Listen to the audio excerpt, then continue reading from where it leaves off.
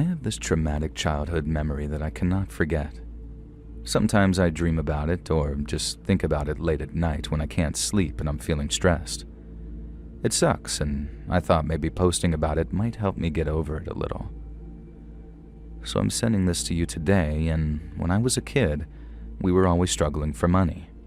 I feel like we moved houses maybe 6 or 7 times, usually a downgrade to a much cheaper property, even a trailer one time, followed by a big upgrade because my dad never lived within our means.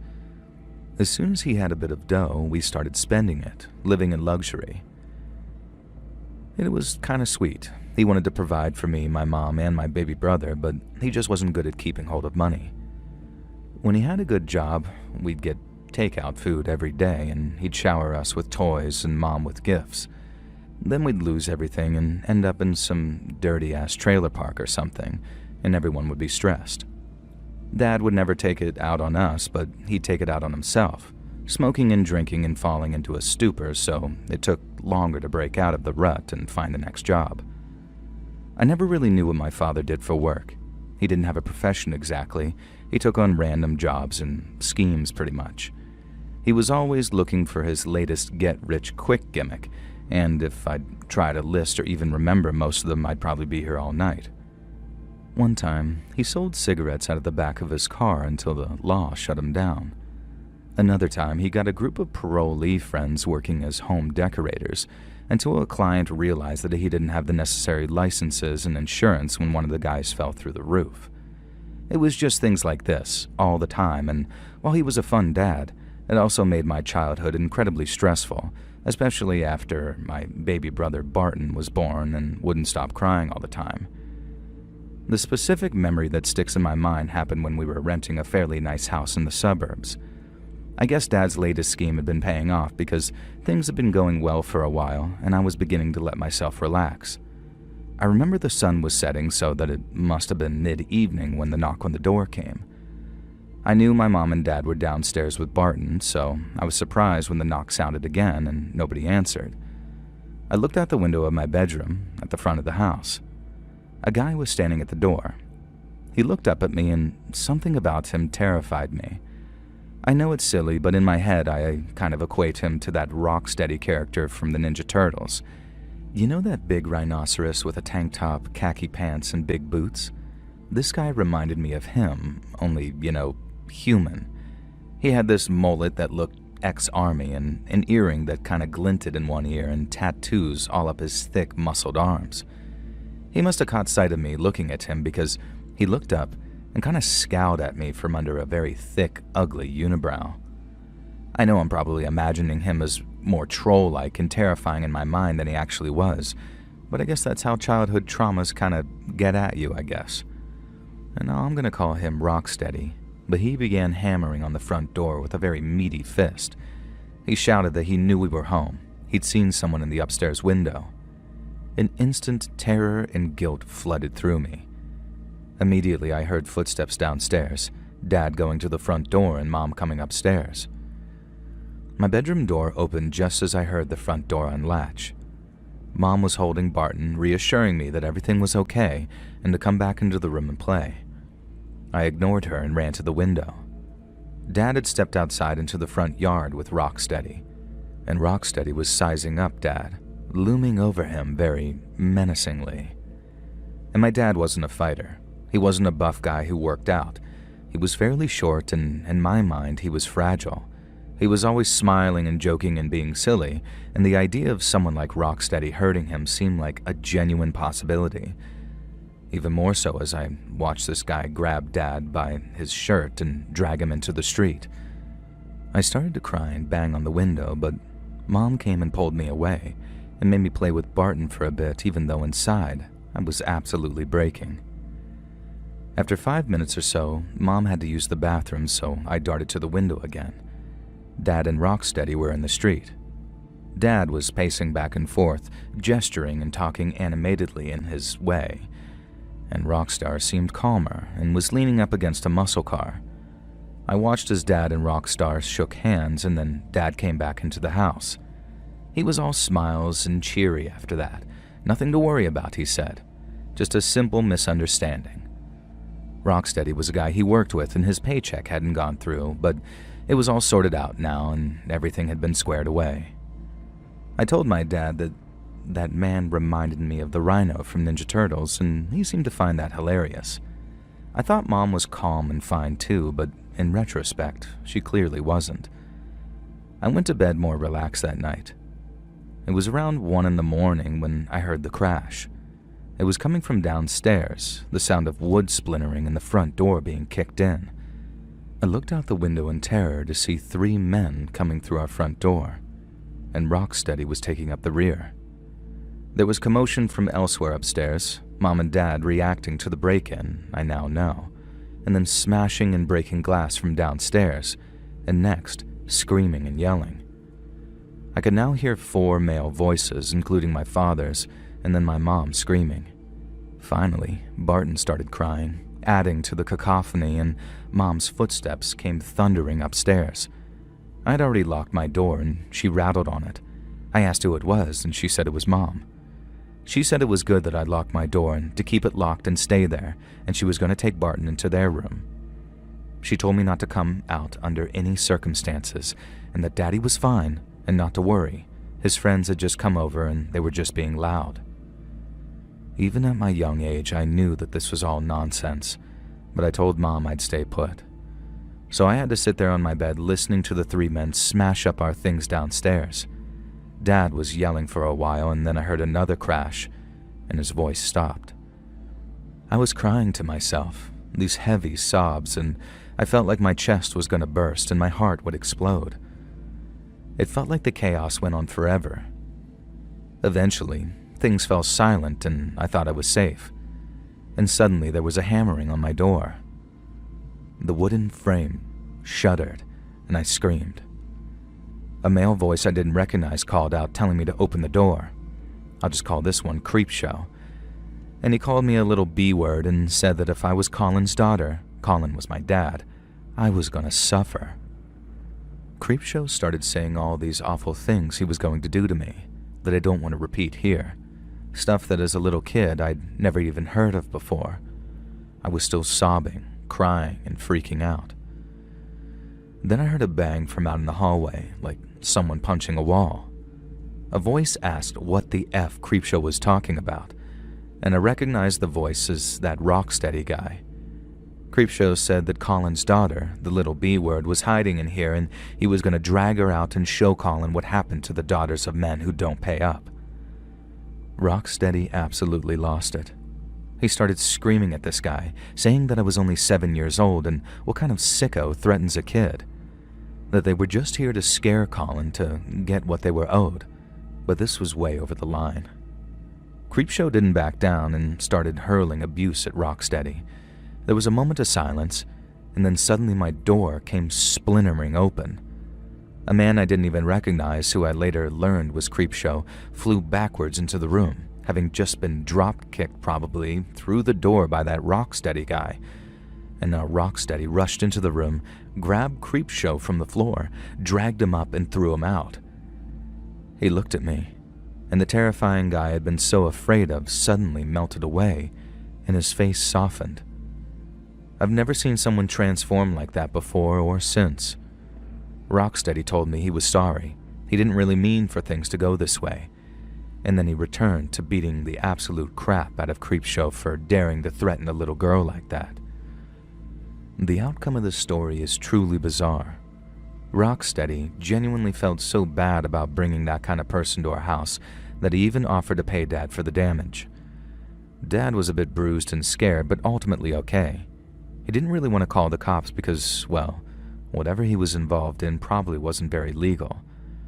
Rocksteady and the other guy, who was just some sidekick that I'd never even saw, promised that they'd take Creepshow away and deal with him.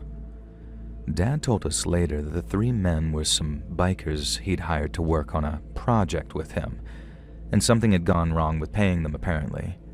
He made things right with Rocksteady, and after that, Dad went completely straight. I guess it took my life being threatened to finally wake him up. Dad passed away recently, and he lived an honest life ever since that day. I have no idea what happened to Rocksteady or that Creepshow guy, And it's not Rocksteady who causes me to wake up at night, panicking and scared. It's Creepshow. The things he said to me through that door, the punishments he promised to beat out of me, they're not anything that a 7-year-old girl should ever have to hear. No, I'm sure Creepshow isn't even alive anymore. When Rocksteady drop-kicked him through my bedroom door, he looked like he must have been in his 50s even then. He'd had to have been over 80 by now, so I can only hope that he died in pain and misery. But sometimes late at night, I imagine he's still out there, walking up the stairs to my bedroom door. And this time my dad and Rocksteady are no longer around to stop him.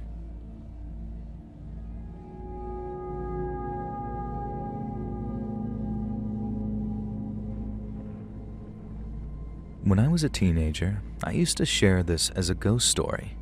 But then something happened in my adult years that made it very real and somehow a lot scarier than when I thought I'd encountered a spirit.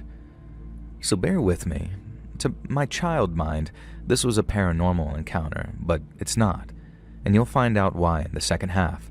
I know you don't often run supernatural stories lately on the channel, so I wanted to assure you up front that this isn't that, even if it seems so at first.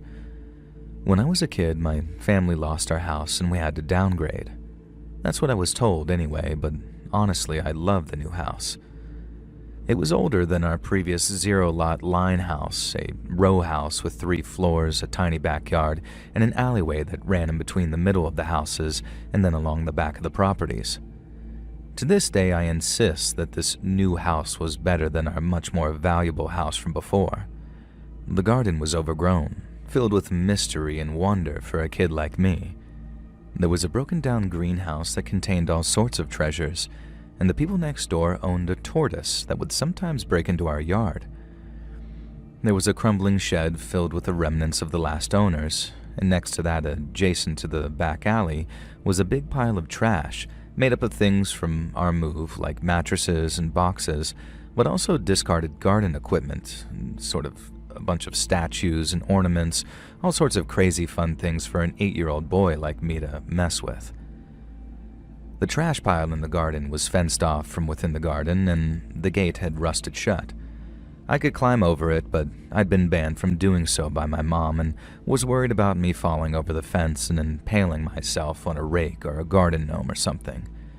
If I wanted to explore the trash paradise, I had to exit through the front door, walk a few houses down, and then head down the alleyway and around the back of the houses where the trash pile had a much more accessible gate. And this is what I was doing on the day this happened. I walked down the long, dark, and honestly a bit scary arched tunnel leading to the open-air back alley. There was all sorts of old graffiti on the bricks, and not spray paint or tags, but scratches using stones from the ground.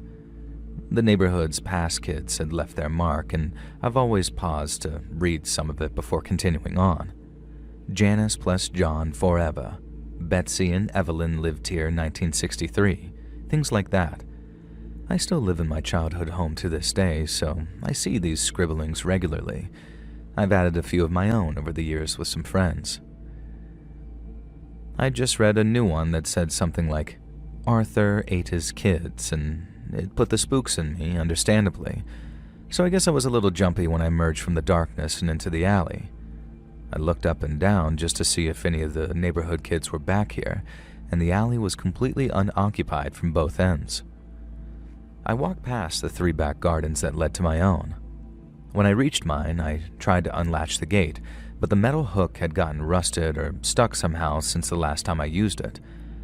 I was reaching over the fence trying to work out why it wouldn't come unhooked when I felt rough, pinching fingers on my arm. I spun around and came face to face with an ancient-looking man. He wasn't one of those kindly, pleasant-looking old folks. This guy had a mean, spiteful look in his eyes. He had dirty whiskers sprouting from his chin and wiry white hair that had yellowed with tobacco discoloration at the temples. In my memory, his irises were non-existent, just huge black pupils swimming in his scleras. Tufts of hair grew from his nostrils, and his big ears protruded in a way that almost made me laugh. It was hard to laugh with his tight, vicious grip on my arm, though. The man absolutely stank too, of dampness and just body odor. I tried to pull away, but his fingernails dug into my arm. He asked me what the hell I was doing, snooping back here. I told him I lived here, and he spat out that he thought I was a liar. And when he talked, I saw his teeth weren't just yellow, they were brown, black, or even missing. His breath stank of death, and that's the best I can describe it.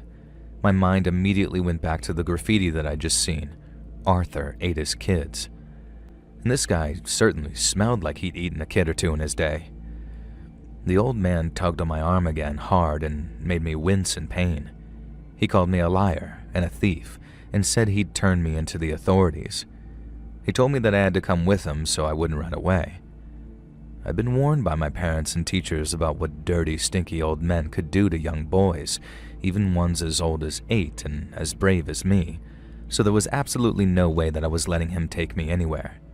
Besides, even if he was telling the truth and he was going to hand me over to the quote-unquote authorities, I hadn't done anything wrong. The alleyway was public, and the house I was going into was mine. I did the only thing I could think to do, pulled myself free from his arm, and then yeeted myself over the little fence leading into the backyard. Mom was right.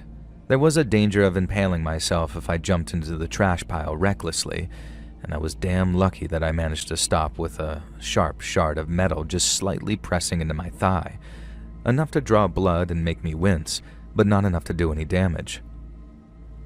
Quickly avoiding further damage from the spike, I turned around to tell the old man triumphantly that I was in my house now, and I lived here, and if he liked he could knock on the front door and ask my parents, and they could confirm that I was very much allowed to be here.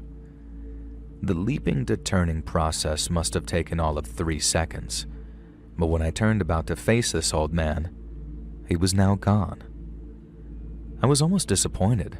I was robbed of my righteous indignation and the chance to show an adult that I was right and he was wrong. So I peered over the fence to see where he'd gone. The alleyway was empty. I looked left and right, no sign of the guy.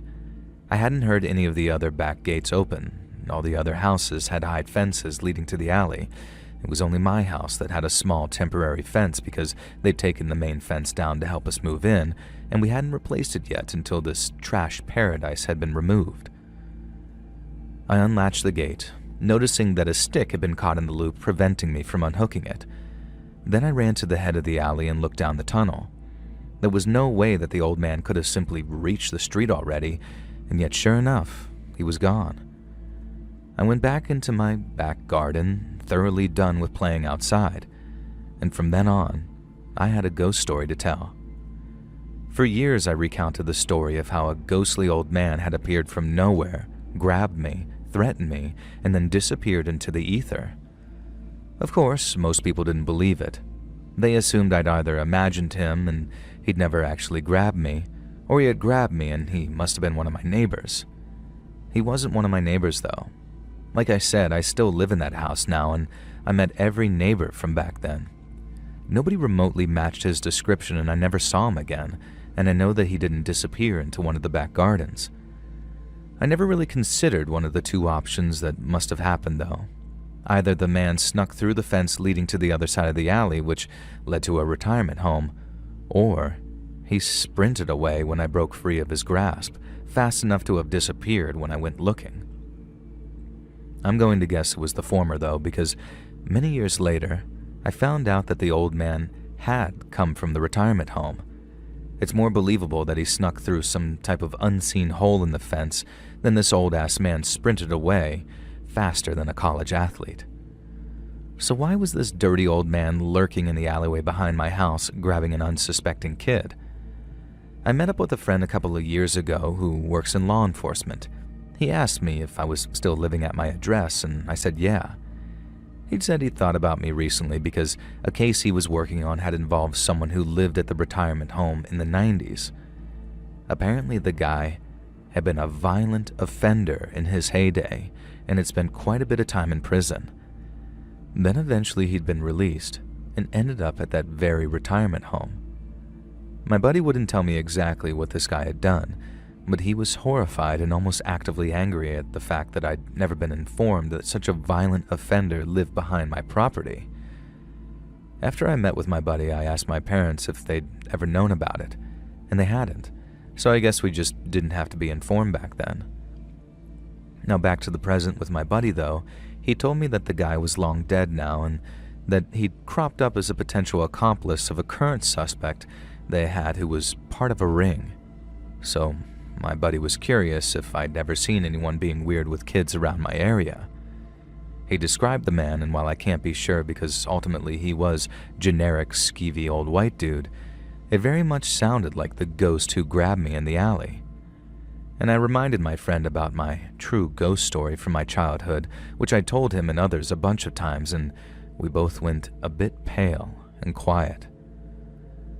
Honestly, I think I preferred it when I thought the old fogey was just some ghost. I can look back on a ghostly encounter with wonder and excitement. But a near miss with an old pederast, though, well, that's a lot more traumatic.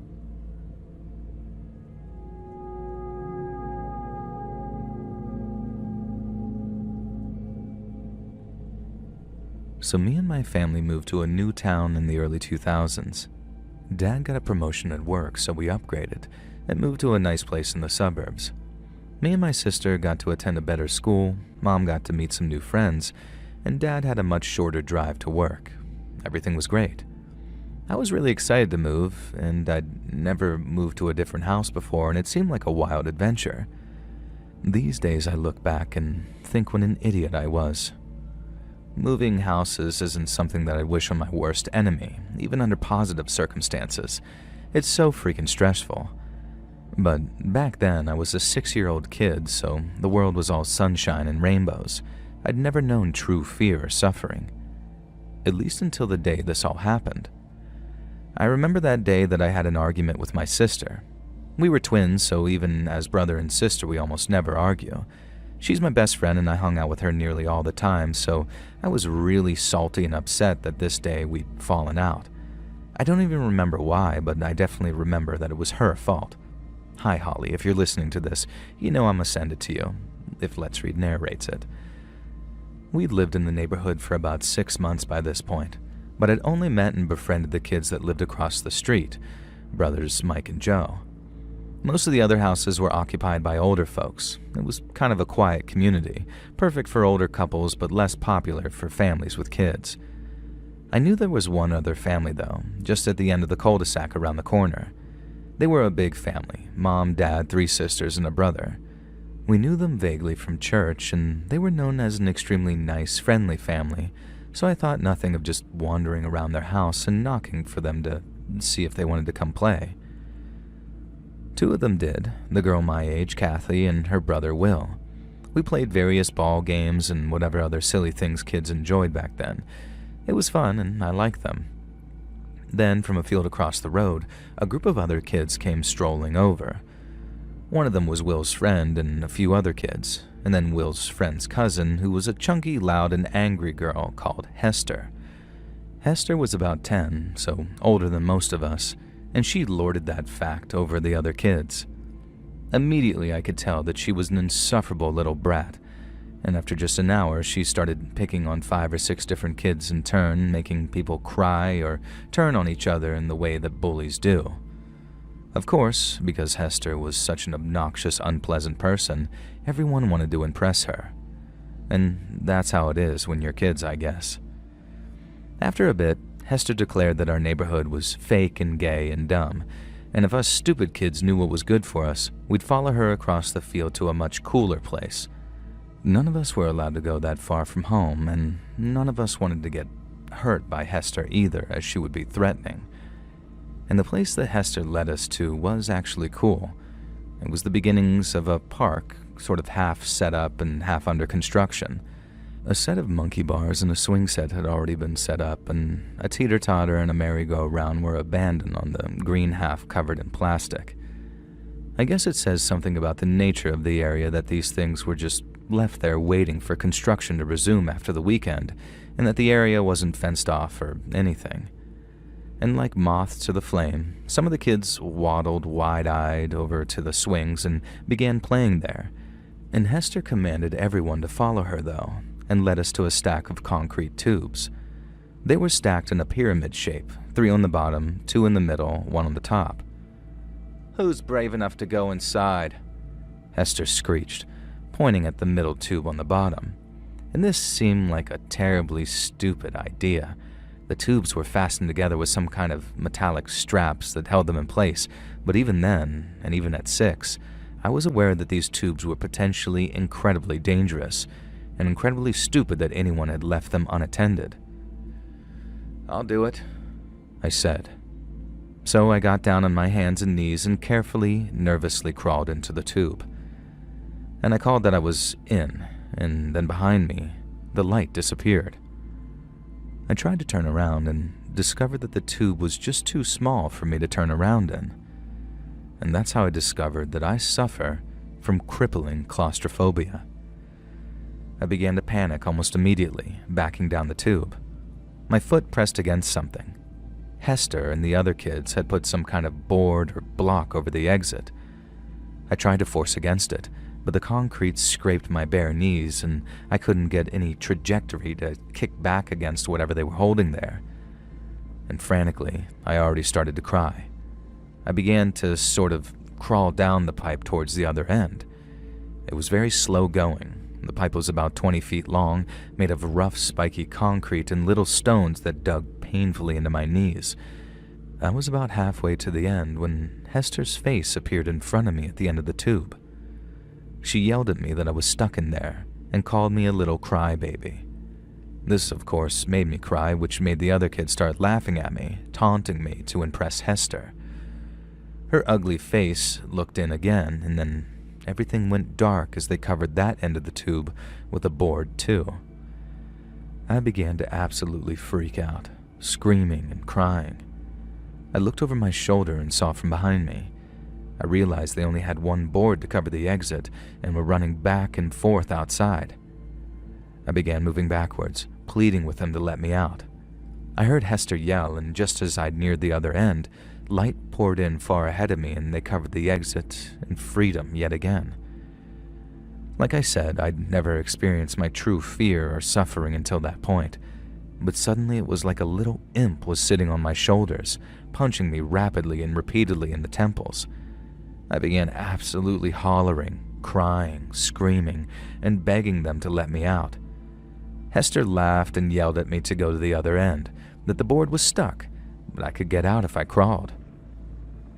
So I crawled, blinking towards the light through my tears, and sure enough, when I was near the end, the kids jeered and howled at me, and then covered the end instead. And this process went on a couple of more times, each time with Hester promising me that they'd let me out this time, and each time they'd cover the exit. And by now I was cut up and bloody and screaming and obviously crying, and to this day I don't know what kind of psychopathic little brat Hester must have been to keep this up.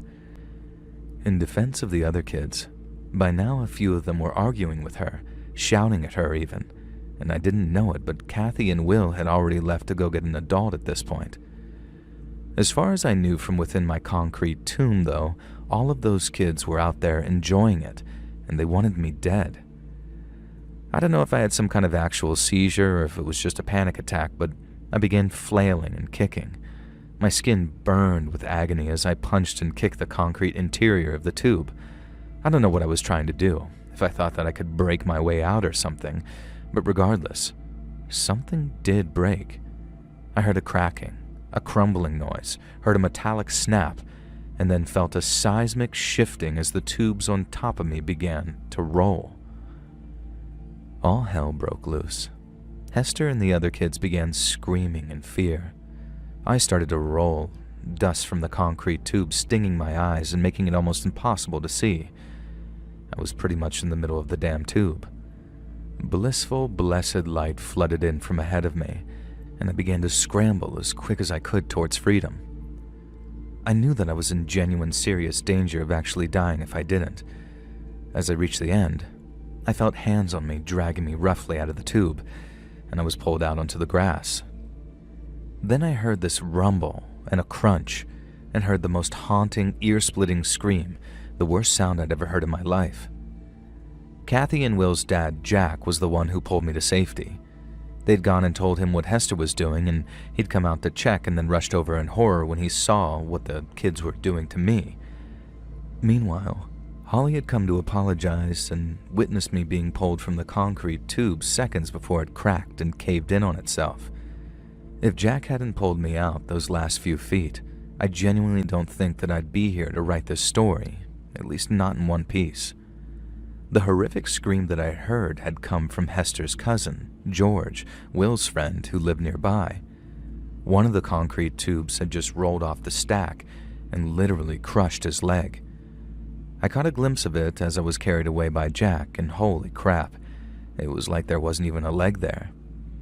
He was eventually fine, thankfully, but he had to have multiple metal pins surgically inserted into his leg, and a bunch of physical therapy, and Hester's family had to foot the entire bill.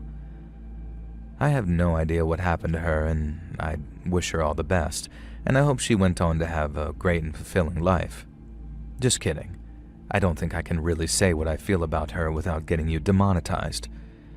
And so that's the childhood trauma that still keeps me up at night to this day. I still can't stay in enclosed spaces. Even elevators make me panic, and while I can manage them if I have to, I'd always rather take the stairs.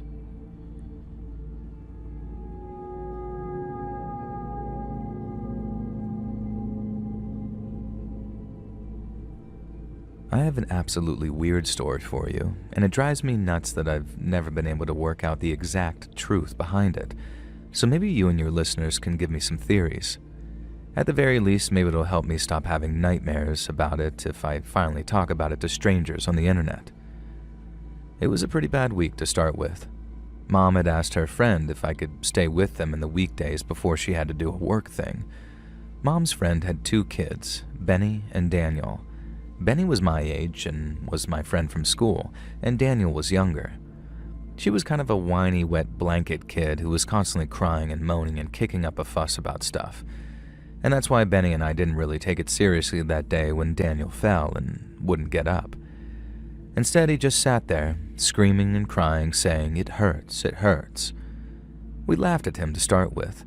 It had only been a little fall, tripping backwards onto his butt. But when he carried on crying, we realized that maybe he was serious this time. Long story short, he had fallen backwards against the furnace of this fireplace thing and cracked his tailbone. Easy enough to recover from, but it required a hospital trip, and there was no way that Benny and Daniel's mom, Nancy, was going to tolerate Benny and I under her feet in a hospital waiting room all day. So Nancy called her friend, Kate, and asked if she could look after Benny and his friend they were babysitting, aka me. Kate was the mother of Elena and Carl. Elena was our friend from school, so we knew her. And sorry if this is some tangle web of confusion, but this is important. Me, Benny, and Elena were 7.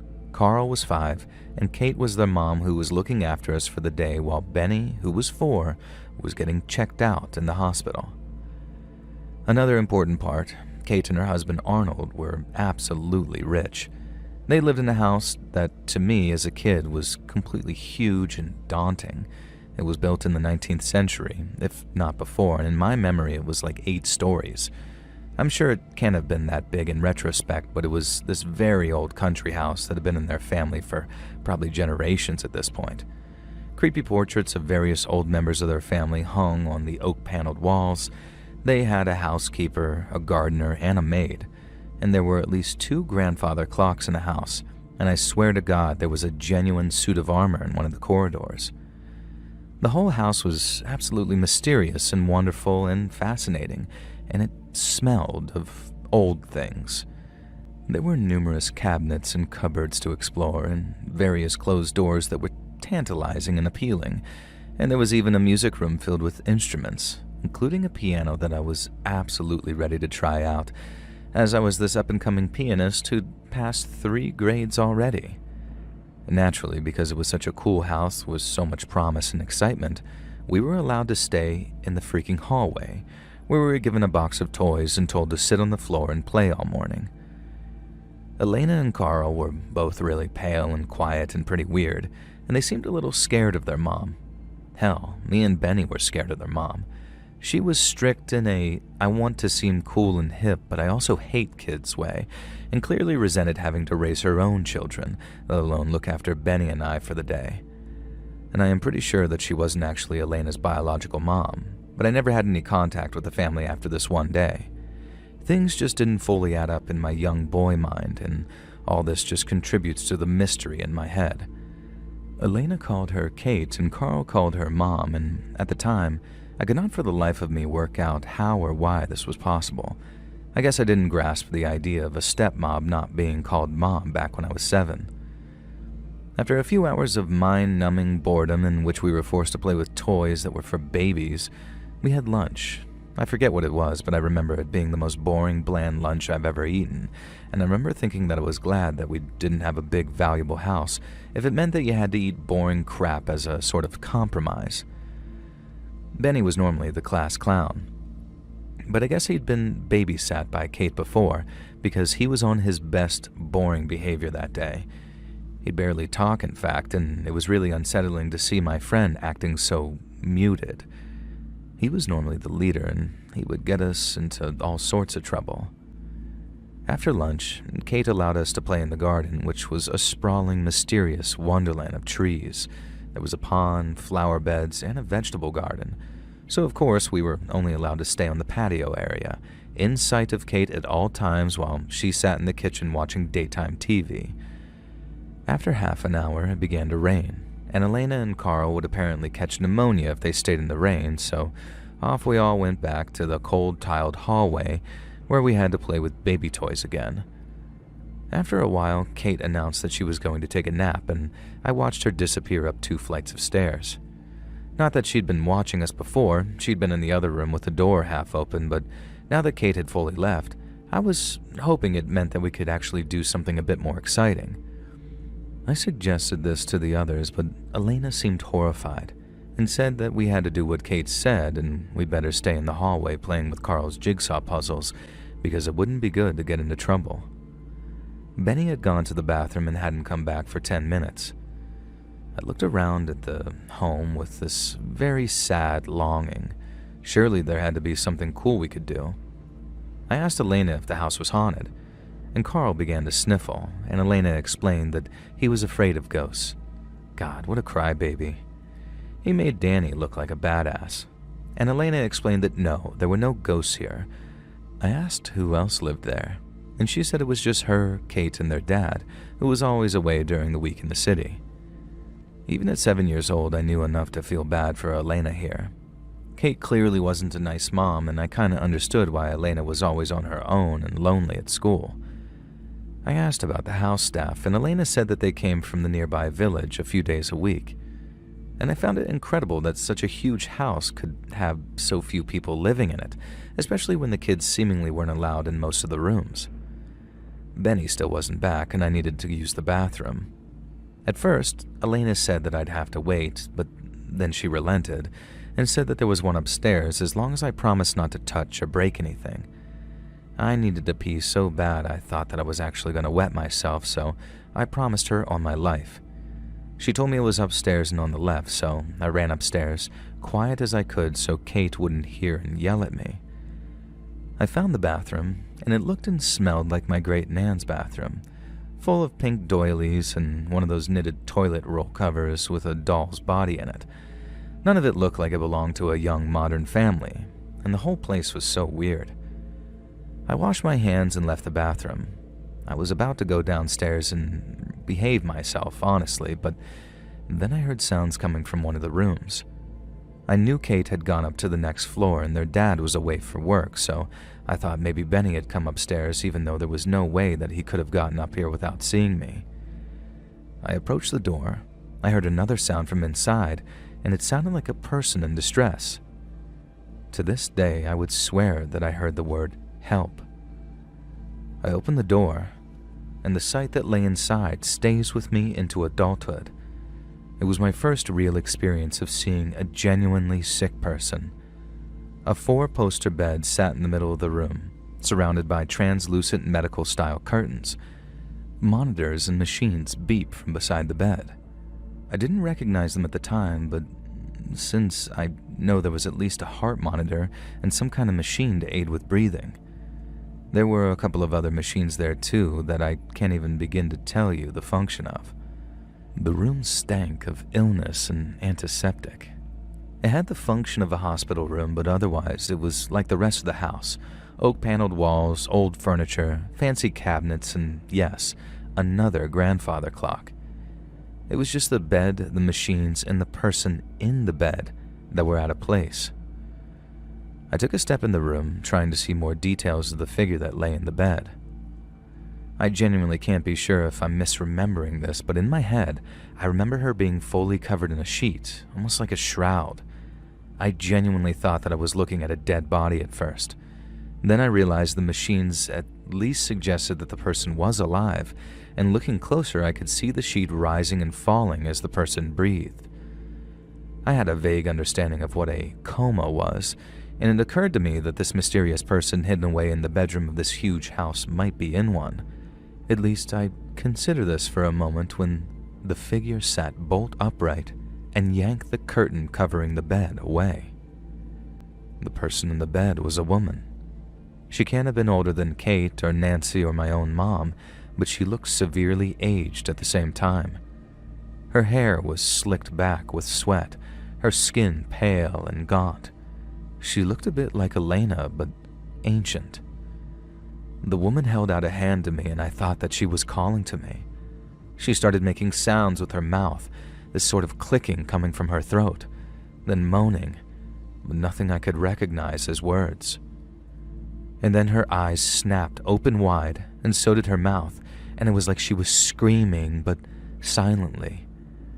Again, I can't be sure if this was just in my head, as the stories become more terrifying to me over the years, but I'm sure she pointed at me.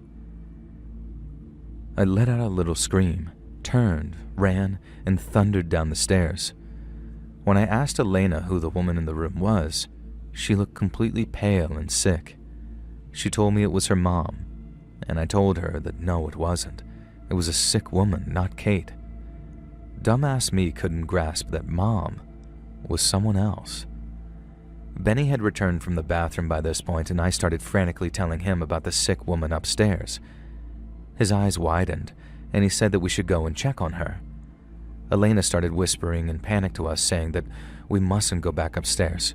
Carl, of course, started crying again. And before we could do anything, Kate came storming down. And I had never been yelled at by my friend's mom before in a way that Kate screamed at me then, calling me a disobedient little brat, a troublemaker, all sorts of things. I burst into tears. I had no idea what I'd done wrong. I thought someone was in trouble in the room, so I checked on them, and then when I realized I'd disturbed some sick lady, I'd left. Kate was having none of it, though, and said that there was no way that she was putting up with this. She used a lot more swear words than that, and I remember being shocked at an adult talking to me that way. She called up Nancy, who luckily had just gotten out of the hospital with Danny. Kate stared at us silently for 20 minutes it took for Nancy to come collect us. Nancy scolded us repeatedly on the drive home, then made us sit in the utility room for the last hour of the day until Mom came to pick me up. I heard Mom and Nancy talking in quiet voices. Then on the way home, I told Mom exactly what had happened. I guess Mom took my side because that night I heard her on the phone yelling at Nancy that it wasn't appropriate to send me to be looked after by Kate anyway, and that nobody had the right to yell at her kid and punish him for something that he hadn't even done wrong. They stopped being friends after that, and Benny and I kind of stopped hanging out shortly after, which was fine by me because he was always getting me in trouble anyways. I didn't really expect the incident to have such a long-lasting effect in my mind as it has. I have absolutely no idea what was going on in that house. When I saw Elena at school the next week, she was quiet and wouldn't talk to me and had bruises on her arms. I wish I'd been able to do something about it back then.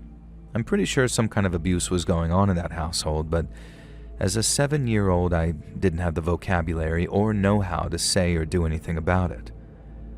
I never did find out who that woman was, although I can hazard an educated guess that it was Elena's mom.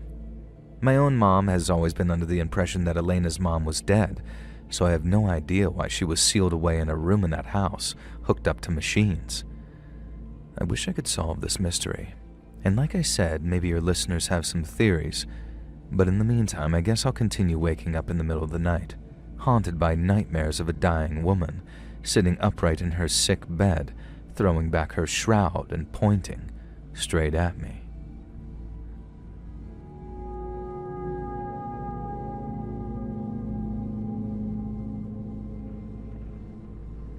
This is a story that happened to me in the UK when I was a kid. Me and my buddy Jim used to hang out at this local park near his house quite a lot, where we'd chill on the swings, smoke on the bench, play a bit of football, the kind of crap teenagers get up to at the park. We were honestly good friends, goody two-shoes even, and just never got up to anything sordid, really. I had a couple of friends who made a hobby of setting fires inside public toilets, like inside the actual toilet bowls, and they'd recently been yanked into the cop shop for a warning, and it had kind of traumatized the poor lads, so Jimbo and I were extra determined to keep our noses clean and be good kids. We were walking back to my house down a street we'd walked down a billion times. Most of the buildings along the street were houses, but a few of them were houses that had been converted into the premises for business. I forget what exactly there was, but one of them was a taxi rank. So they used the living room as a makeshift office, which you could see into through these huge bay windows at the front. There was a 2-car driveway which could house 2 of the taxis, then a couple of other taxis would park on the street. I guess then people would call up and book a taxi and they'd dispatch it to a location, etc. This was years before Uber. Back when in the UK anyway, there would just be a designated area in town and whatever for taxis to wait in, or outside the cinema or Hollywood Bowl and all of that. I guess the taxis stayed on this residential street when they weren't in use because the headquarters were there. I could never work out why they needed a whole house as the taxi rank, nor could I imagine what was in the other rooms. I can make a good guess now, but I don't want to spoil anything. Anyway, I'll call these Jabens Munter taxis, because it's as good a name as any. So me and Jimbo were making our way home past Munter taxis when I had to stop to do my shoelace up. These were the days before ChatGPT and Skibbity toilets, so you had to tie your own damn shoes back then. So that's what I did. I stopped and crouched down and began to tie my lace. Shock horror. I guess I'd accidentally decided to stop next to one of Munter taxi's cars though, because within seconds of me dropping to my knees, the door to the taxi rank burst open and an angry middle-aged Turkish guy came charging out. He hooted at the top of his voice, screaming at Jimbo and me. What were we doing? Why had we stopped there? What were we trying to do to his effing taxi? He was sick of us damn R-word kids effing up their cars. Were we cops? Were we keying the taxi? Wait, were we cops? Huh?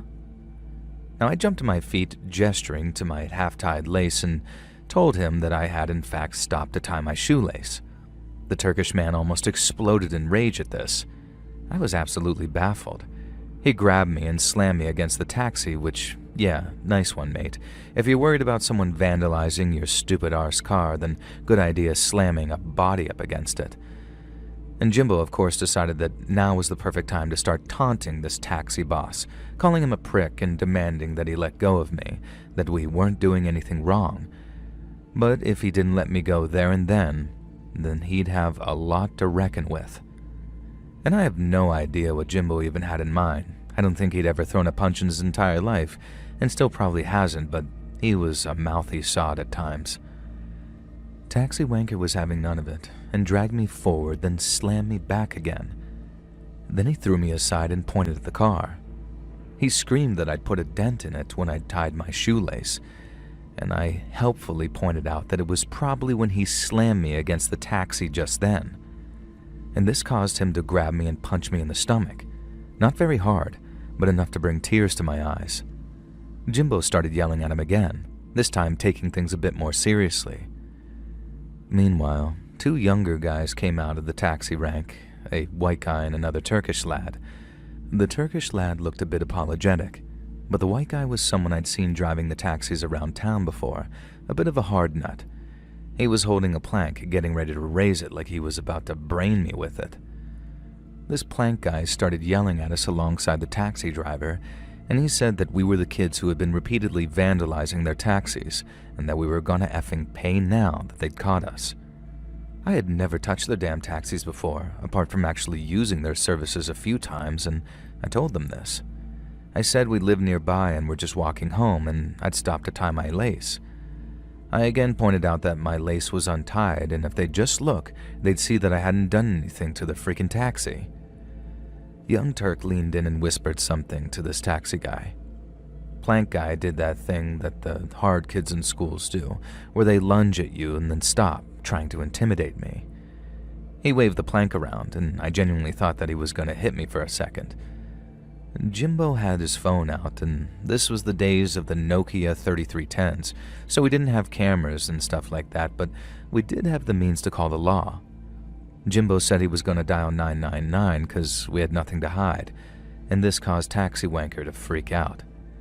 He started screaming and hollering that if we called the law, we'd be dead men. And Christ on a cracker, buddy, overreacting much? And that's when I twigged that maybe something more serious was going on here than a taxi firm being protective over their vehicles. I figured we probably needed to extricate ourselves from the situation pretty sharply, and I shot Jimbo a look, hoping he'd understand exactly what I was thinking. Instead, he called the men a bunch of tossers. Well, nothing for it. I shoved Taxi Wanker with all my might, knocking him into the plank man, and then Jimbo and I pounded sand and ran down the street, darting across the busy main road and narrowly missing being flattened by the number 8 bus to Staple Grove.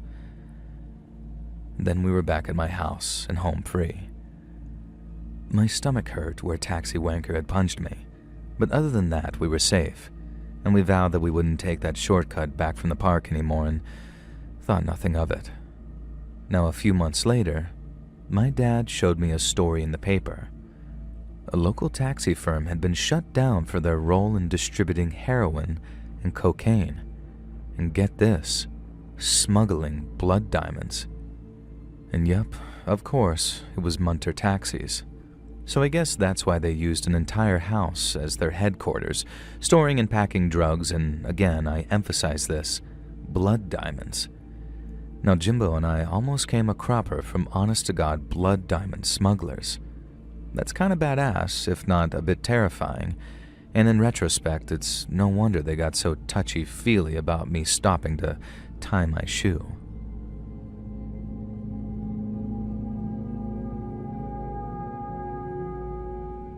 This story happened to my mom in the 60s, but she's given me permission to share it with you today.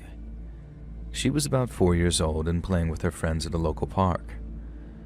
It was a whole group of them hanging out in the swings and whatnot. Back then, kids just played without supervision, and we see that as the good old days, but sometimes it's understandable why modern parents are a bit stricter on where their kids can go. Now, this was back in the United Kingdom. Parks used to have a park keeper who would be employed by the council to maintain the grass, keep the play park equipment working, things like that. And now everything is done by outside contractors. But back in the day, it used to be a guy, usually a retiree who wore a park keeper uniform and had a little shack on the corner of the park. Most park keepers would become a popular staple with the kids who played there, and Mr. Claude was no different. Mum says he was a friendly old lad with a twinkle in his eye and a bag of toffees he'd secretly offer to his favorite kids, one of whom was my mum. Mr. Claude was friends with my grandparents, too. He'd been a local fixture in the town for as long as they could remember even, and everyone had fond opinions of the old fella. And that's why when Mr. Claude approached Mum in the park that day, she thought nothing of it. He called her over, away from her friends, and patted the bench under the tree for her to sit down. Mum joined him, and he asked if she was having a good day, if she was having fun, if she'd be starting school that autumn, just usual friendly chit-chat from the town's grandpa. Mum was a polite kid who loved to befriend and please adults, so she was only too happy to answer his questions. Mr. Claude reached into his pocket and withdrew his traditional rumpled paper bag of toffees, which he'd buy from the local corner shop. He gave Mum a toffee, and then after a minute, he asked her if she liked kittens. Of course, what little kid doesn't like kittens? So Mum said yes, and Mr. Claude told her that the park cat, Shelley, had recently had kittens and they were in his park keeper's shack on the other side of the park, if she wanted to see them. Mum did, of course. She hadn't really been briefed that well on stranger danger, but she says that even if she had, it was Mr. Claude, so she would have trusted him enough to go with him. Go with him she did, and he led her by the hand to his hut. Inside, he locked the door, not that Mum realized that at the time, and then had her sit on a stool. She looked around but couldn't see Shelley or the kittens anywhere. Mr. Claude made a point of trying to find the kittens and couldn't, and then pulled a little cat sock puppet out of a drawer. Mum says he made her laugh pretending it was Shelley, the park cat, and everything seemed fine. And then Mr. Claude reached into the drawer again and pulled out a magazine. He showed it to Mum and asked her what she thought of it. It was a nudie magazine. Mum told him she didn't know and got shy and a bit scared. And then Mr. Claude began flicking through the magazine, showing her increasingly explicit images of women. Mum can't remember for sure, as it was nearly 60 years ago now, but she thinks she remembers it being some kind of fetish magazine. Mr. Claude began asking her, a little girl, if she liked what was in the magazine. Again, Mum said that she didn't know, and began to get a bit tearful and scared. Mr. Claude started to get cross with her, and told her that a park keeper was a bit like a policeman, and she had to listen to him and do what he said. I don't want to repeat what he told her to do next, but thank God Mum said no.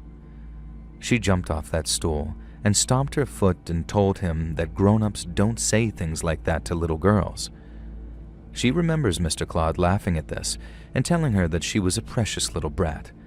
We think that he must have said precocious, but this is how she remembers it.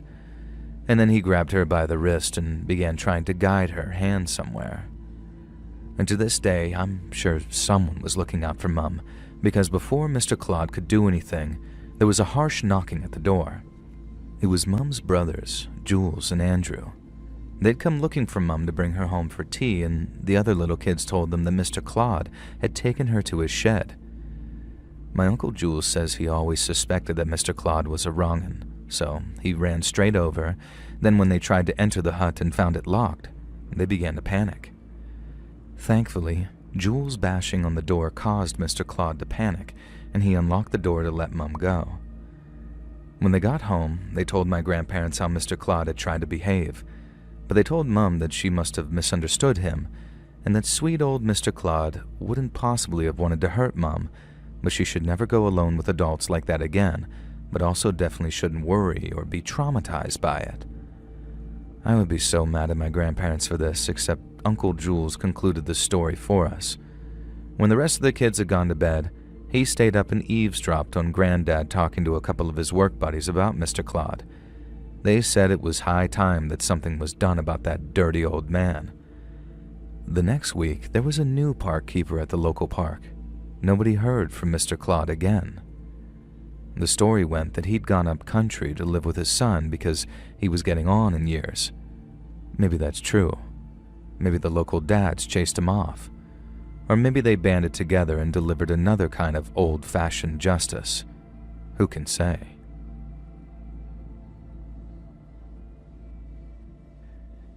Hey friends, thanks for listening. Click that notification bell to be alerted of all future narrations. I release new videos every Monday and Thursday at 9 p.m. Eastern Time, and there are super fun live streams on Sundays and Wednesday nights. If you got a story, be sure to submit them over at my email, letsreadsubmissions@gmail.com, and maybe even hear your story featured on the next video.